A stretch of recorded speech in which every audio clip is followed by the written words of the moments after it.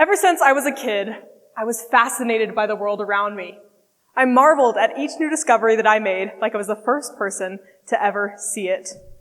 I was particularly drawn to animals.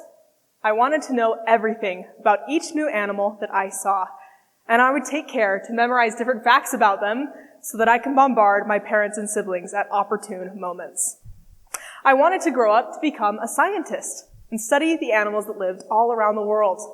I learned about many different careers, and looking back on it, even though I knew I wanted to be one, it looks like I discovered from an early age that even scientists aren't perfect. Here's my masterpiece, an early illustration accompanied by my notes, which read, "Ichthyologists are scientists that study fish. They know all about them. They also find out about new fish that nobody has seen before. Ichthyologists sometimes make mistakes." The imperfection of ichthyologists did not deter my passion, however, and I continued to learn and develop my skills. My love for nature wasn't just a passing interest. It was a defining part of who I was. This contributed to my desire to learn how to depict these moments through art and through drawing. I am so grateful to my parents for encouraging me to continue learning this skill, though I know my original scribbles left much to be desired. I continued on to illustrate my own personal project in elementary school, pictured here as a guide to the never-ending world of the wild. It was something that I hoped would inspire others to see the world like I did.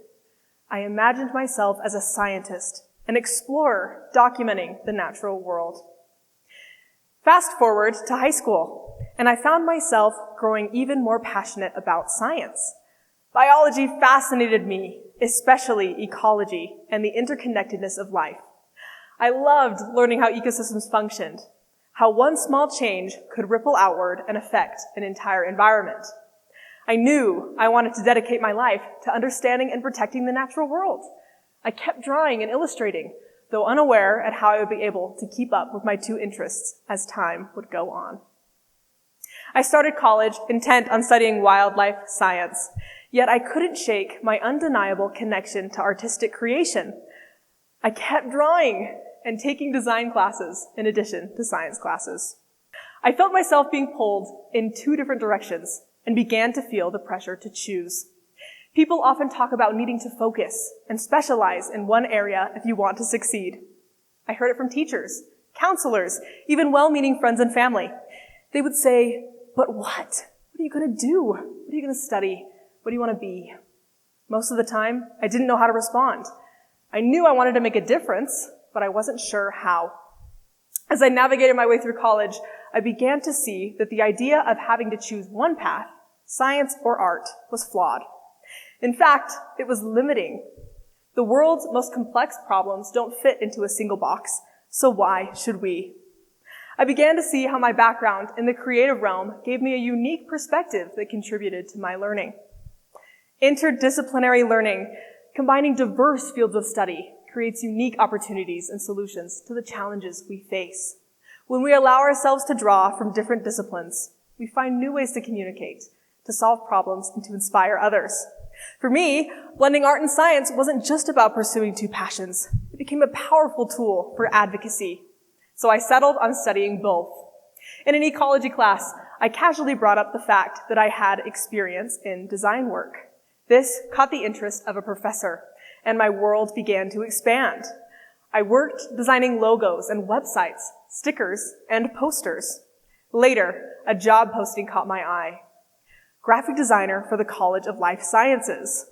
I didn't know that something like that existed, but I wanted to try it out. I didn't get that specific job, but later I was offered another opportunity. I became an illustrator for the Life Science College at BYU. Thanks to my generous employers and their flexibility, I was allowed to experiment with different ways of blending art and science.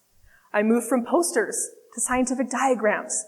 I learned more about social media and the importance of bridging the gap of science and public understanding. It was here that I finally began to grasp the importance of interdisciplinary learning, the focus of what I want to talk to you about today, the power of connecting your different interests to create something meaningful. I used illustration to create a character, Creature Kate. I acted as an online persona and illustrated collectible pins of different animals and plants for the students. These videos were made to be engaging, inspiring, and fun, but they became more than that to me. I realized that I could use my illustrations to cross thresholds in scientific communication and make it more understandable and visually compelling. Over time, I fell in love with the countless topics that I illustrated. Around this time, I was introduced to Grow the Flow, a citizen-led movement focused on saving the Great Salt Lake.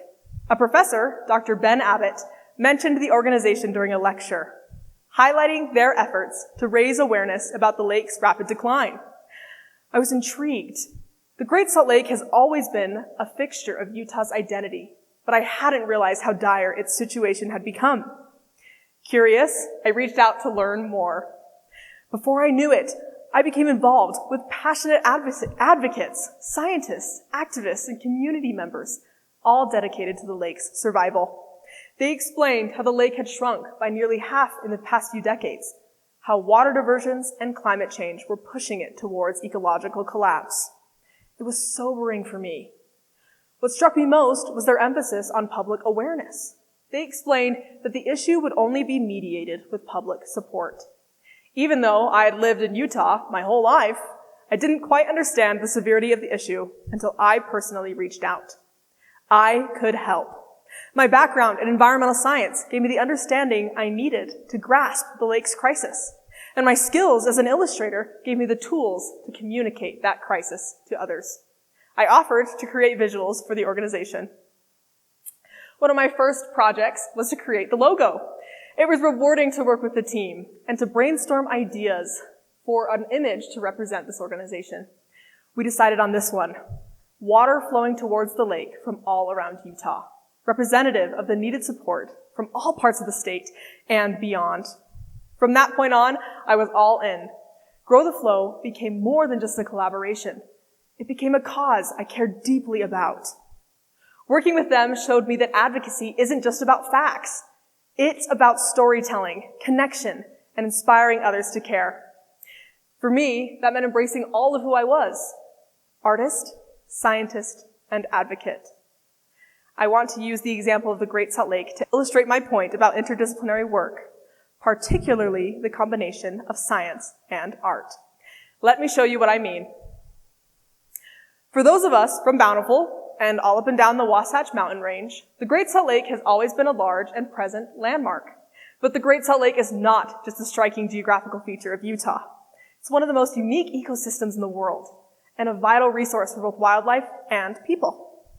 Despite its significance, the Great Salt Lake has been shrinking for decades. Its decline is not just a mega drought problem. It is the result of human activity and neglect. Water diversions began as early as the mid-20th century, with rivers like the Bear, Weber, and the Jordan being redirected to supply water for agriculture, industry, and a growing urban population. These diversions cut off the lake's primary sources of fresh water, leading to a gradual but relentless drop in water levels. Climate change has only worsened the problem. Rising temperatures have increased evaporation rates, while reduced snowpack, another consequence of climate change, means less water flowing into the lake each spring. Over half its water levels are at historic lows, revealing vast stretches of exposed lakebed that were once underwater. What was once a shimmering expanse of blue has become a patchwork of drying mudflats and receding shorelines. Now, why is this such an issue? If you were like me, maybe you thought that all the lake was good for was experiencing a weightless swim, or the occasional bad smell wafting through the valley. But the lake is so much more than that, and a keystone of the Utah ecosystem.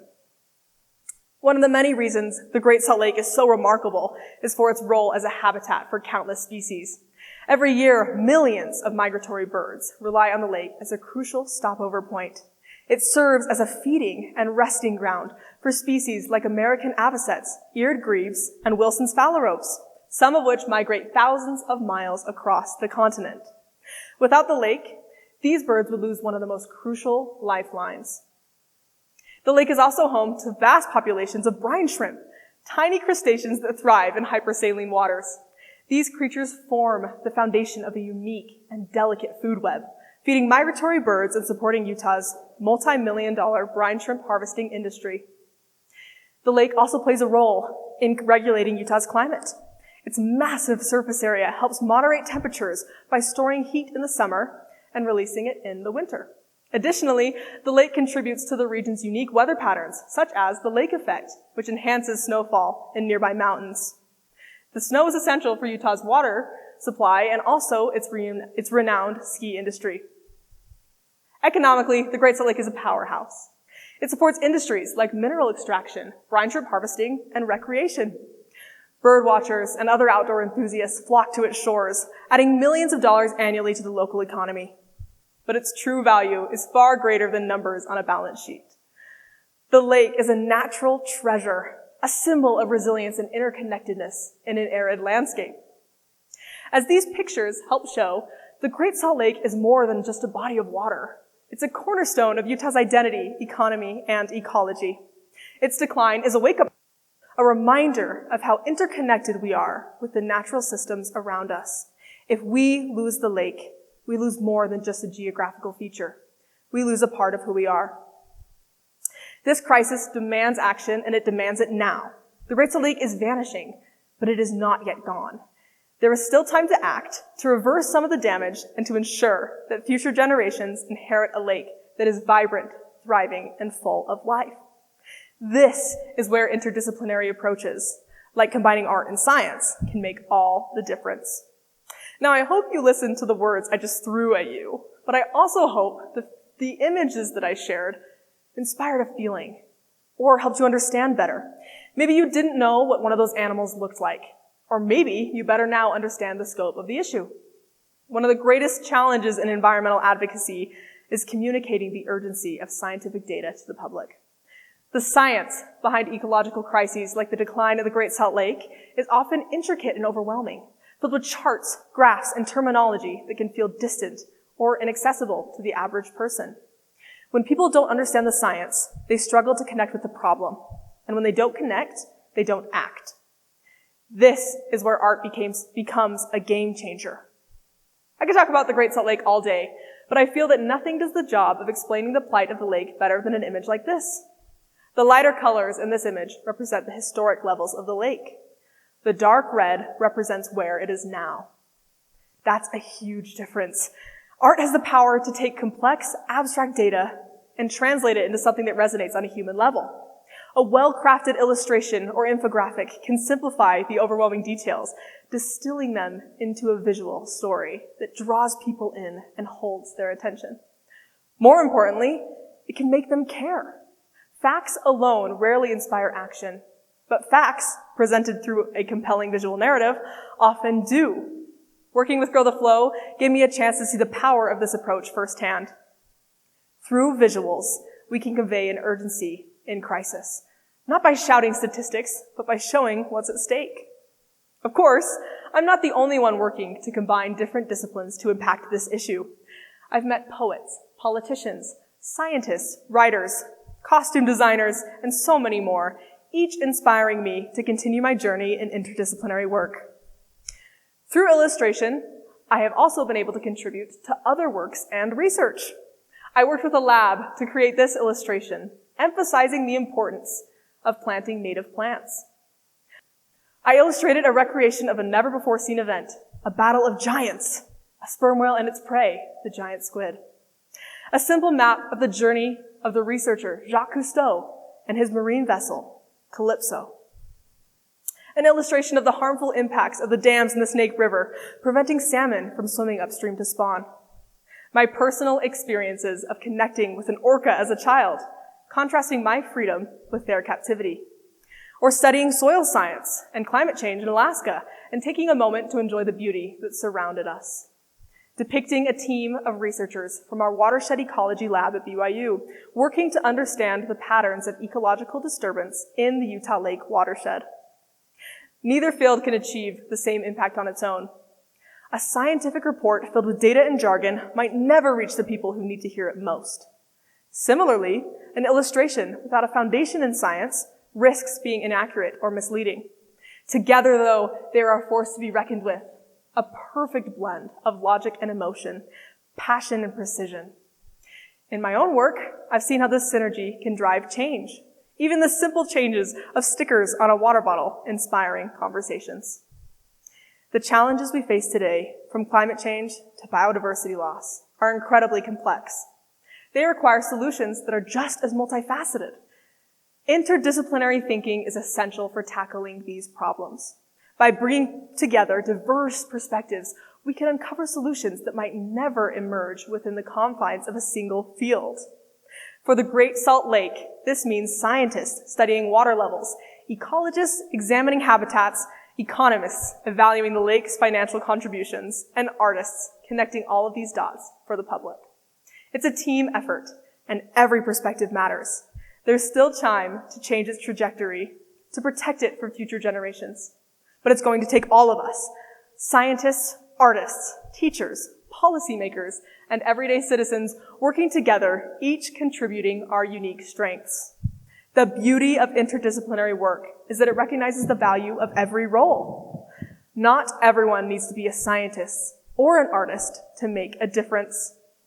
Whether you're attending a town hall meeting, talking to your neighbors, or simply sharing an infographic on social media, you're contributing to the collective effort to save the lake. What passions have you been holding back? What skills could you bring to the table? The world needs your whole self. I encourage you to pursue interdisciplinary learning, to follow your passions wherever they lead, and to find ways to contribute to the causes you care about. Your voice and your actions matter. The strength of advocacy lies in our ability to come together, bringing all of our talents and perspectives to the table. We need scientists to uncover solutions, artists to inspire change, policymakers to enact laws, and communities to carry the torch forward. Let's embrace all of who we are, knowing that it's our differences that will inspire change. Thank you.